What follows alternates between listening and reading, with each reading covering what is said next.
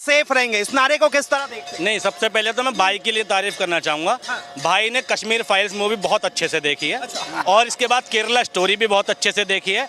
हम उस दौर में जी रहे हैं जब ड्रामे को देख के हमारी आंखों में आंसू आ जाते हैं। हेलो दोस्तों, स्वागत है आपका हमारे चैनल NH एजेंसी पर। नरेंद्र मोदी और योगी आदित्यनाथ के द्वारा लगाए गए नारे एक रहेंगे तो सेफ रहेंगे, बटेंगे तो कटेंगे, इस पर भयंकर भड़क गया एक मुस्लिम लड़का। रोड पर हो गई तगड़ी बहस। आइए देखते हैं पूरी वीडियो। सेफ रहेंगे, इस नारे को किस तरह देखते हैं? नहीं, सबसे पहले तो मैं भाई के लिए तारीफ करना चाहूँगा। भाई ने कश्मीर फाइल्स मूवी बहुत अच्छे से देखी है और इसके बाद केरला स्टोरी भी बहुत अच्छे से देखी है। हम उस दौर में जी रहे हैं जब ड्रामे को देख के हमारी आंखों में आंसू आ जाते हैं और वास्तविकता को देखकर हम कहते हैं ड्रामा चल रहा है। हम उस दौर में जी रहे हैं। आज की बेरोजगारी इस वक्त इस व्यक्ति को नहीं दिख रही। आज लॉकडाउन में लोग लाखों लाख लोग पैदल चल गया, वो नहीं दिखा। आज कोरोना में कितने लोग मर गए, वेंटिलेशन में ऑक्सीजन बेड नहीं मिला, ये इनको नहीं दिखा। मोदी जी ने महामारी के टाइम पे गरीब लोगों के लिए ट्रेन नहीं चलाई, लेकिन पटरियों पर चलते हुए लोग ट्रेन से कुचले गए नहीं, वो नहीं दिखा। इसे मौजूद भारत की पीड़ा नहीं दिखती। जिस भारत में ये मौजूद नहीं थे 90 के टाइम पर ये बालक रहे होंगे, अगर होंगे तो, या पैदा भी ना हुए हों, ये हो सकता है। इन्हें उससे पहले की घटना बताया जिन्हें जो लाइफ इन्होंने जी नहीं है, लेकिन वर्तमान की स्थिति को देख के रो नहीं रहे हैं, या उस स्थिति को देख कर रो रहे हैं जो इनके सामने घटी नहीं है। जो ये बड़ी दुखदाई बात है। और रही बात बटेगी तो कटेंगे, ठीक है, बिल्कुल सही बात है। थोड़ा नारा पुराना हो गया, इस पे बाद में आएंगे, पहले इस पे आइए। एक है, सेफ है। बिल्कुल एक हैं, सेफ हैं। हिंदू मुस्लिम सिख ईसाई आपस में हम भाई भाई, नारा था ये। लेकिन प्रॉब्लम शब्दों से नहीं है, प्रॉब्लम लोगों की विचारधारा से है। भाई मोदी जी इस नारे को, नारा शब्द तो ठीक है, लेकिन वो कहते हैं मुंह में राम बगल में दिल में नाथुराम। मोदी जी उस विचारधारा से आते हैं। एक हैं तो सेफ हैं के पीछे सारे भारत को एक करने की बात मोदी जी नहीं कर रहे हैं। मोदी जी जो बात कर रहे हैं वो समुदाय विशेष की बात कर रहे हैं। मोदी जी जो बात कर रहे हैं देश में बहुसंख्यक लोगों की बात कर रहे हैं। मोदी जी जो बात कर रहे हैं देश में बहुसंख्यकवाद की बात कर रहे हैं, और उसमें भी अपर कास्ट की बात कर रहे हैं कि भैया बटो मत। मैं कह रहा हूँ मोदी जी ने ये क्यों नहीं कहा कि हिंदू मुस्लिम सिख ईसाई आपस में हम भाई भाई, क्यों नहीं कहा? बहराइच जैसा दंगा हो गया, हमारे देश का प्रधानमंत्री किसी के जन्मदिन पर ट्वीट कर देता है वे जन्मदिन मुबारक हो, लेकिन बहराइच जैसा दंगा हो गया, ट्वीट नहीं आता कि देश में बहराइच के लोग हिंदू मुसलमान ना करें, हम भाईचारा कायम रखें, हम आपसी इस देश के नागरिक हैं और सबसे पहले इस देश के नागरिक हैं, भाई भाईचारा को कायम रखें, कोई आपस में भेदभाव ना करे। मोदी जी योगी जी ऐसी कोई अपील नहीं करते हैं। मोदी जी झारखंड में भाषण देते वक्त उन्होंने साफ तौर पे कहा था कि आखिर कैसे आपने देखा होगा कि हिंदू आस्था पर ये लोग चोट पहुंचाते हैं, कैसे ये आपकी बेटियों को लेके चले जाते हैं, कैसे आपकी ये रोटी छीन लेते हैं। मैं 2014 के मोदी जी को देख रहा हूँ। जिस व्यक्ति ने कहा था बहुत हुई महंगाई की मार, अब की बार मोदी सरकार।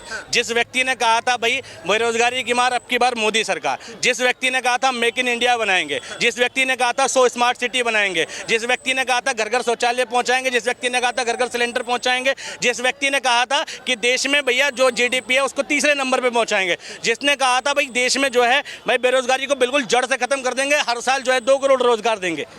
आज मोदी जी के इतने काम के बावजूद देश के प्रधानमंत्री की इतनी हैसियत नहीं है जो ये कह सके कि मैंने काम किया है तो वोट दो। दिल्ली में 70 विधानसभा 70 सीटों का एक मुख्यमंत्री है जिसका क्राइटेरिया भी बहुत लिमिटेड है। स्कूल हॉस्पिटल जैसा काम वो करता है, ठीक है, बिजली पानी जैसी सुविधा बस उसके अंडर है, पुलिस उसके अधीन नहीं है। उसके बावजूद उस मुख्यमंत्री की इतनी हैसियत है जो छाती ठोक के कहता है कि अगर मैंने काम किया हो तो वोट दो और काम नहीं किया हो तो वो वोट मत दो। लेकिन देश का प्रधानमंत्री जो देश का सुप्रीम लीडर है, सारी पावर उसके हाथ में, सारी सत्ता उसके हाथ में, पुलिस उसके हाथ में, मिलिट्री उसके हाथ में, ED उसके हाथ में, CBI उसके हाथ में, मीडिया उसके हाथ में, ठीक है, और विपक्ष के कई नेता भी बीजेपी में, ठीक है, भ्रष्टाचारी नेता भी। इसके बावजूद नरेंद्र मोदी की हैसियत और औकात इतनी नहीं है कि वो कहता है कि मैंने काम किया हो तो वोट दो। थोड़ा सा शब्दों का प्रयोग सही कीजिए। ठीक है, नरेंद्र मोदी ये तक नहीं कह पा रहे कि भाई मैंने काम किया हो तो वोट दो। क्यों करना पड़ रहा है देश के प्रधानमंत्री को हिंदू मुसलमान? एक सवाल आपने बहुत अच्छी बात कही, प्रधानमंत्री ने काम नहीं किया, तो आखिर तीसरी बार बीजेपी NDA की सरकार इस देश के लोगों ने क्यों बनाई? अंग्रेजों ने भारत पे 200 साल राज किया था, पता है आपको? भारत पर राज करना और भारतीयों के दिलों पर राज करने में फर्क होता है, ठीक है। जबरन सत्ता तो कहीं बना ली जाती है।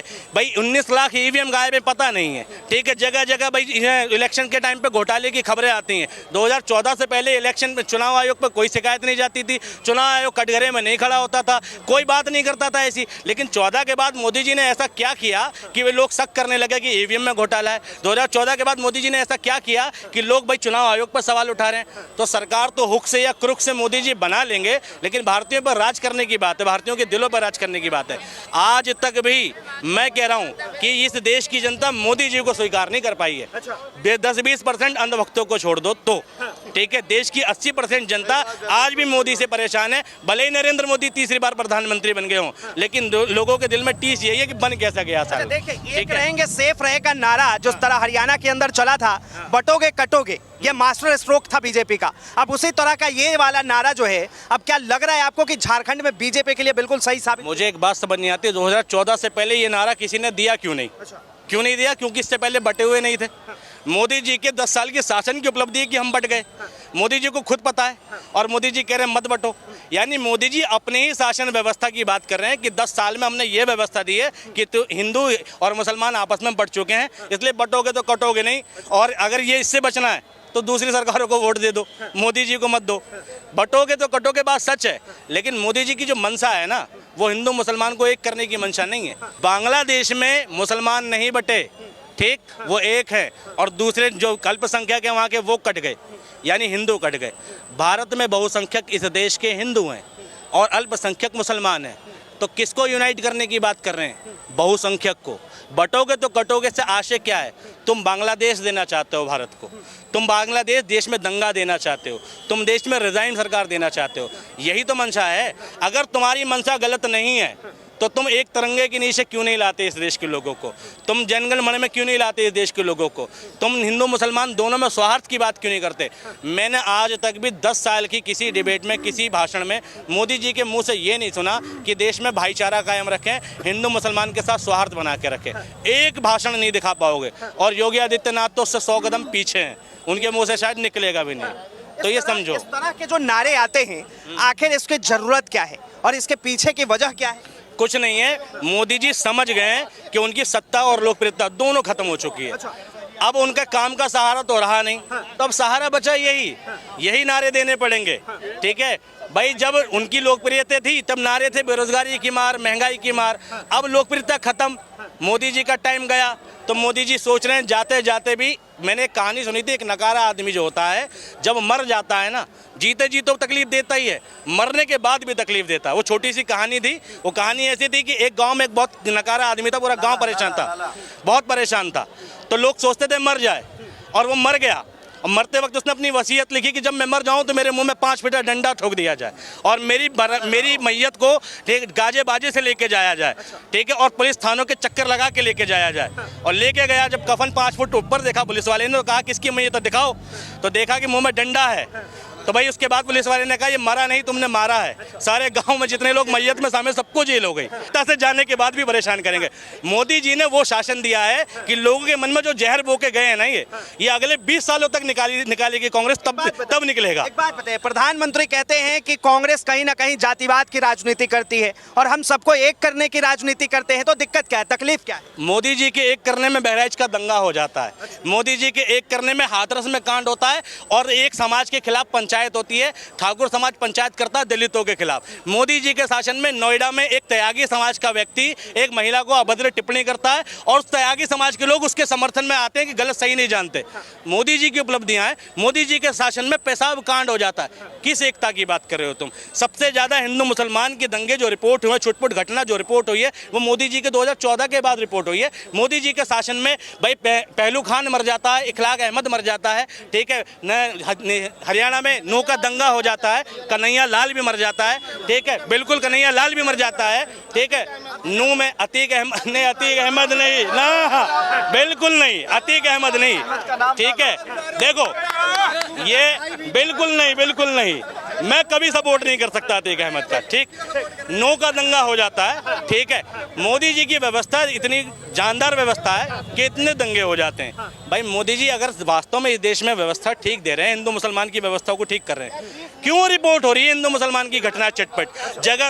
रोजाना वीडियो है हिंदू मुसलमान का स्वार्थ बिगड़ने की। कोई किसी के धर्म को गाली दे रहा है, कोई किसी के धर्म को दे रहा है। 14 से पहले तो नहीं था ये सब।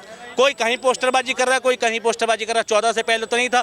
यति नरसिम्हानंद जैसे लोग, ठीक है, मंदिर के मठाधीश बने बैठे हैं, वो APJ अब्दुल कलाम तक को आतंकवादी कह देते हैं। 2014 से पहले तो नहीं था ये सब। मोदी जी की उपलब्धियां है ना कि देश में APJ अब्दुल कलाम को भी गालियां दिलवा दी गई। एक रहेंगे तो नेक रहेंगे, एक रहेंगे तो सेफ रहेंगे। इस पर आपकी क्या राय है कमेंट में ज़रूर बताएं। चैनल पर अगर नए हैं तो चैनल को सब्सक्राइब करें, वीडियो को लाइक करके दूसरों तक ज़रूर शेयर करें।